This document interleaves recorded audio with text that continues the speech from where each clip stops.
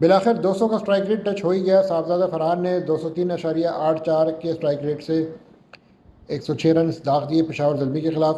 P S L میں ان کی یہ پہلی سنچری ہے 24 میچز سے لے کے ان کو یہ مورکہ طے کرنے میں. سو مینی کنگریچولیشنز ٹو ہم اینڈ انٹائر اسلام آباد یونائٹیڈ ٹیم. اور چلے ہمیں بھی ایک سکون آ گیا ہے کہ چلو یار 200 کے اسٹرائک ریٹ سے کھیلنے والا پلیئر پاکستان کے پاس بھی موجود ہے.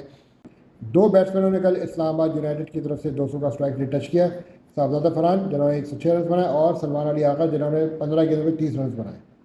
ہمیں بھی اس بات کا سکون مل گیا ہے کہ چلو یار 200 کے اسٹرائک ریٹ سے کھیلنے والا ہمارے پاس بھی کوئی پلیئر آ گیا ہے. بہرحال باقی پلیئر بھی یہ صلاحیت رکھتے ہیں. محمد حارث نے بھی اگر دیکھا جائے تو 185.10 کے اسٹرائک ریٹ سے انہوں نے 87 رنز بنائے 47 بالز پہ. 4 چھکے اور 12 چوکے شامل تھے.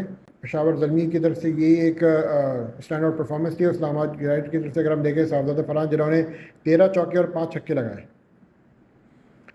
سلمان علی آغا نے 2 چوکے 2 چھکے مارے. تو 243 کا ٹوٹل دیا. ہیوج ٹوٹل تھا کل کے میچ کا جس کو پشاور زلمی چیز نہیں کر پایا. بابر اعظم جس سے بڑی امیدیں وابستہ تھیں، اوپننگ کرنے کا انہیں بہت زیادہ شوق ہے. 244 رنز کا ٹارگٹ لگا ہوا ہے. آپ کو چاہیے تھا کہ یار کہ مڈل آرڈر میں آپ کو بیٹنگ کرنے آنا چاہیے تھا. اسٹریٹجی چینج کرتے سائم کے ساتھ محمد حارث کو بھیجتے، لیکن انہوں نے کہا جی کہ میں جو کرتا ہوں صحیح کرتا ہوں چونکہ میرا تو لیول ہی آ رہا ہے، کیونکہ ڈیٹا بہت ہے میرے پاس. وہ صاحب جی اوپن کرنے آ گئے اور آتے ہی غالباً دوسری بال پہ وہ آؤٹ ہو گئے.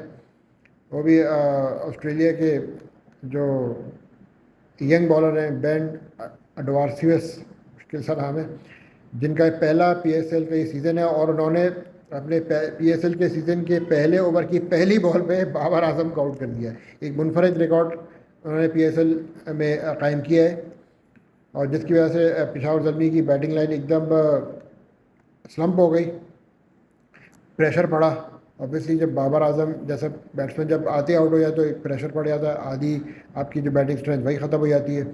پشاور زلمی کے ساتھ پرابلم یہ ہے کہ ان کا جو ٹاپ آرڈر تو پھر بھی مجھے بہتر نظر آ رہا ہے، لیکن مڈل آرڈر ان کا کافی ویک ہے. مڈل آرڈر میں ٹام کولر کیٹمور بھی جو ہے وہ پرفارم نہیں کر پا رہے. تو یہاں پہ بابر کو چاہیے تھا کہ مڈل آرڈر میں آتا، تیسرے یا نہیں تو چوتھے نمبر پر آ کر کھیلتا، اور سائم اور حارث کے ساتھ اوپن کرا تھا، اور مچل اوپن کو چلے وہ تیسرے نمبر پہ بھیجے تھے اگر ان دونوں میں سے اگر کوئی پہلے آؤٹ ہو بھی جاتا.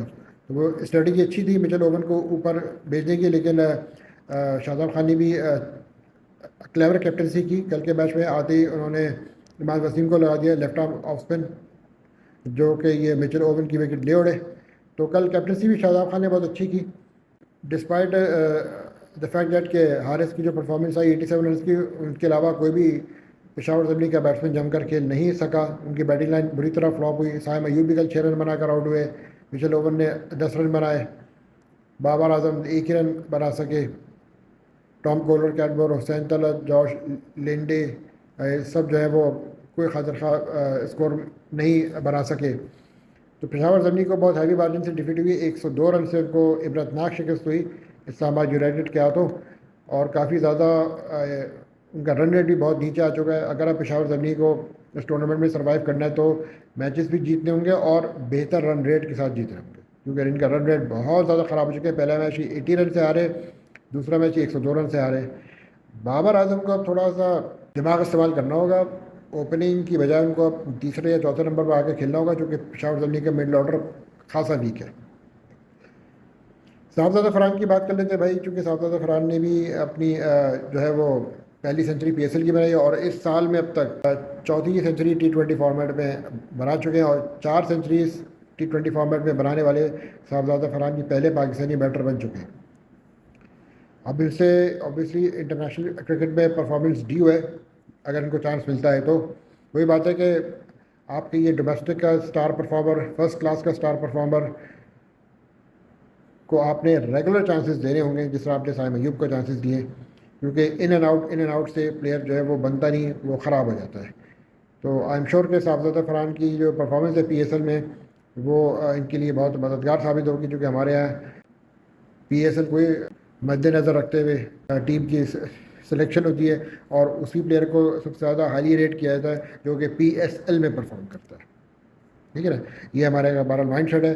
تو بہرحال صاحب فرحان کو بھی یہ مائنڈ سیٹ اب سمجھ میں آ گیا. انہوں نے بھی 200 کا اسٹرائک ریٹ بھی ٹچ کر دیا, سینکڑا بھی مار دیا, اور اپنی ٹیم کی کامیابی میں اہم کردار بھی ادا کیا. تو مبارک ابھی اسلام آباد یونائٹیڈ کو, still a long way to گو.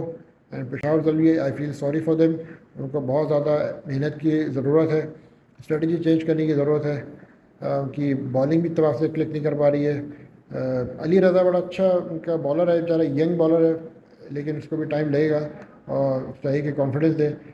پشاور زلمی کی طرف سے دیکھ لیں تو الزاری جوزف نے بس 4 اوور میں 39 رن سے کے 2 وکٹیں لی. اس کے علاوہ آپ دیکھ لیں محمد علی بری طرح بار پڑی, 4 اوور میں 51 رن. جارج لنڈے 2 اوور میں 20 رن. علی رضا بیچارہ 3 اوور میں 45 رن. سفیان مقیم کو بھی 3 اوور میں 35 رن پڑے, کوئی وکٹ نہیں. حسین طلعت نے قدرے بہتر کی بالنگ پھر بھی 13 رن پڑے پر اوور, 3 اوور میں 39 رنس لیے. تو بالنگ بھی نہ ان کی بالنگ چل رہی ہے نہ بیٹنگ چل رہی ہے پشاور زلمی کی. زلمی والے اس وقت یہی گا رہے ہوں گے گانا کہ ظلمی تو نے ظلم کیا, سب کچھ میرا چھین لیا.